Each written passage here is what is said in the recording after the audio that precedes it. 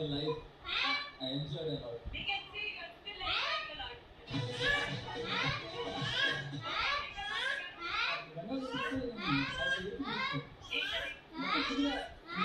అప్పటికి ఎంత ఫుడ్ కావాలి? నేను ఎంత సమయం పడుతుంది అదేనండి, చాలా కదా లైఫ్. ఇందులో వండరు కాబట్టి బిగ్ బాస్ వండర్ఫుల్.